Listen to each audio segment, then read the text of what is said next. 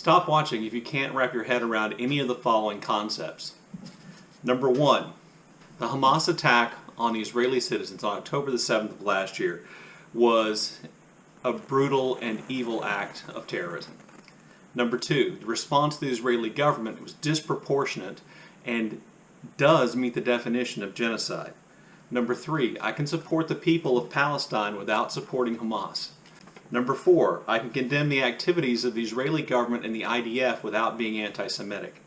And number five, the Biden administration's handling of what's taken place in Palestine, the genocide in Palestine, has been wrong-headed and a mistake, and it is still infinitely better than what would happen to Palestine if his opposition was elected president in 2024.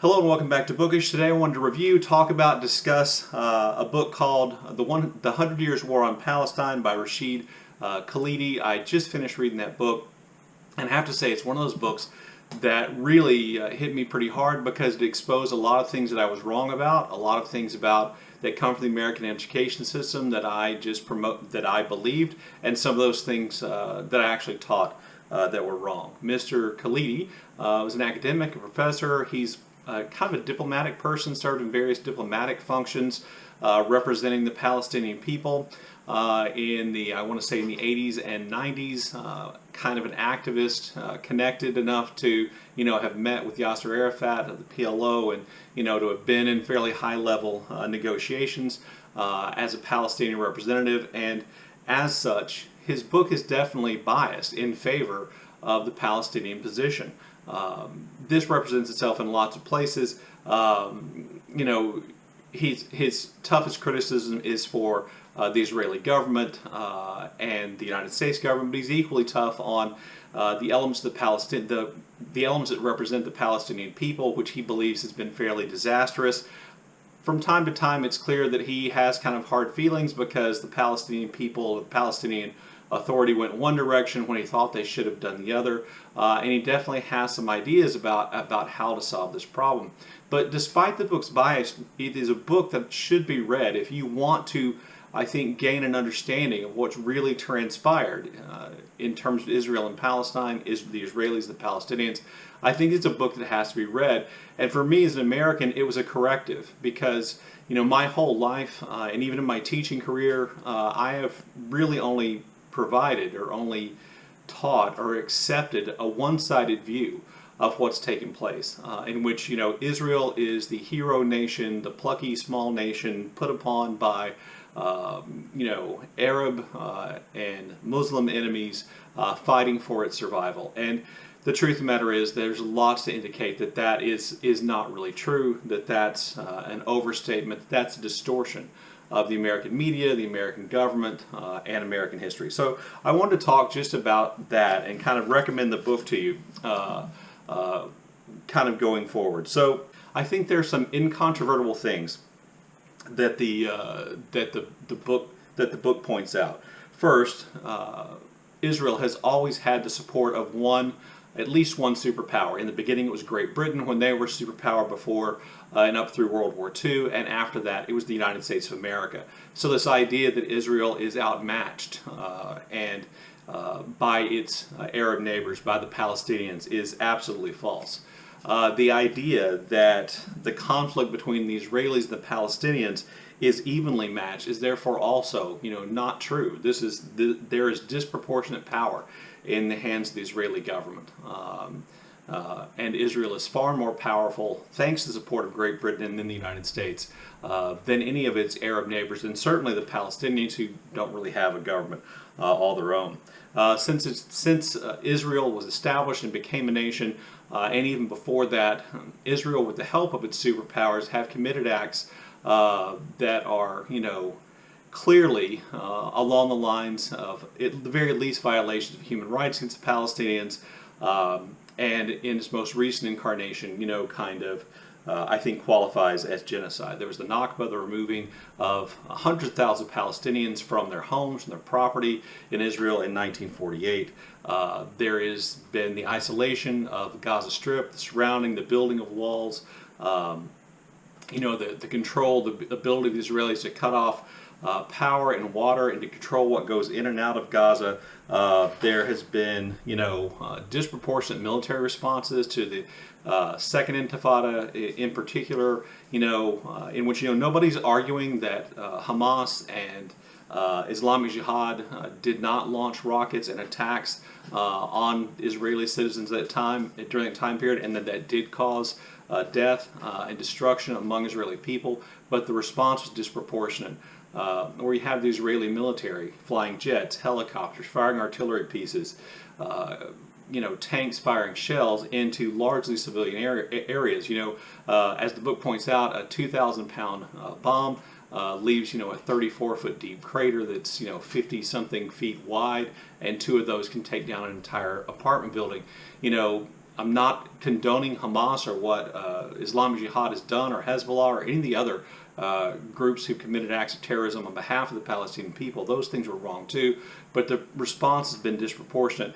And that's true of what's happened since October the 7th as well. The Netanyahu government has taken advantage, I think, of those attacks to launch this genocidal attack on the people, Palestinians living in the Gaza Strip. And I don't think there's any doubt that that's what's taken place. The author, and points this out, and one of the things I also think is most important about the book is the author also points out these acts of terrorism and misleadership by the various groups who at various times have represented the Palestinian people have also created or also led to a lot of these problems. That he himself is opposed to these terrorist attacks, these rocket launches, not because he necessarily sees them as an unjust response, and he and I might differ there, but because it then justifies in the minds of the Israeli government at the very least, and therefore of many Americans and other people around the world, it justifies Israeli response, which is always disproportionate. This is not to diminish the suffering of the people killed in the Hamas attack of October the 7th at all. But responding in a way which puts an entire population of millions in death, of starvation and malnutrition, which kills tens of thousands of civilians, is not a proportional response.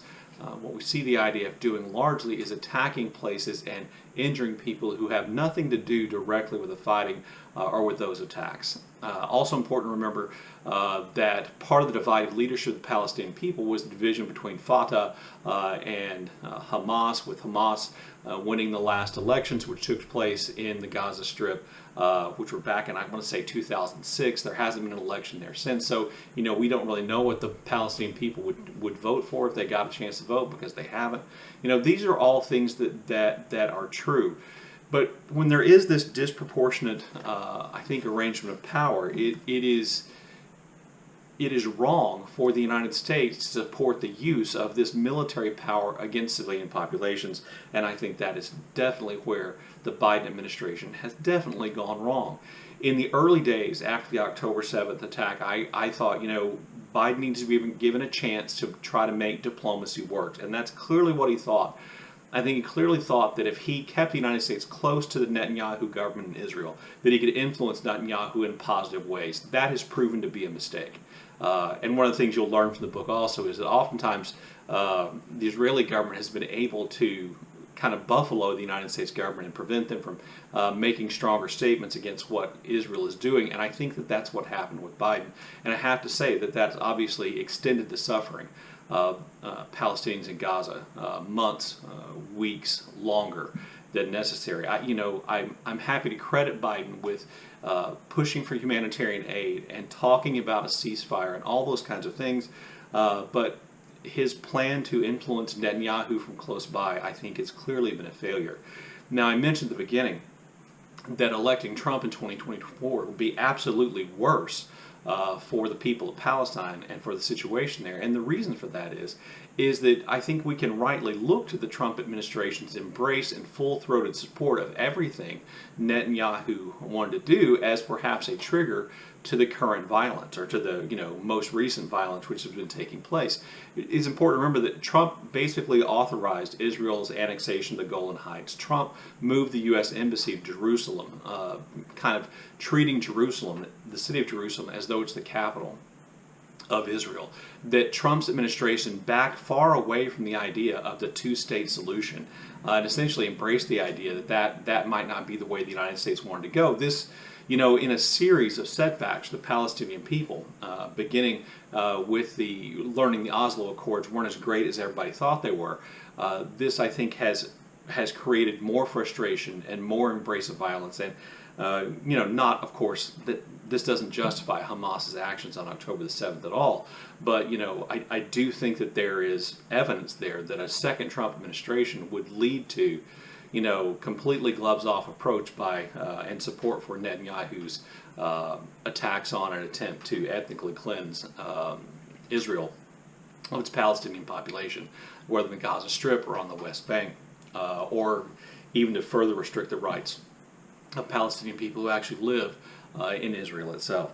So, to me, I learned a lot of that, and this book helped drive home a lot of revelations I've had since the, current war in Gaza has begun.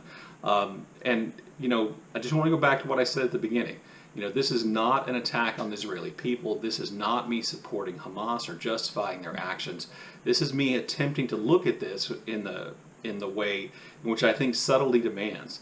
And my honest truth here, and this is me speaking as a historian, we're going to have people who represent the Palestinian people, who represent the Israeli people, and who represent the United States, who are willing to say, we have to move past history, or we're just going to keep repeating the same thing over and over again. And one important thing I think to look at is who it benefits from this repeated cycle of violence which takes place. And I would say that's the far right.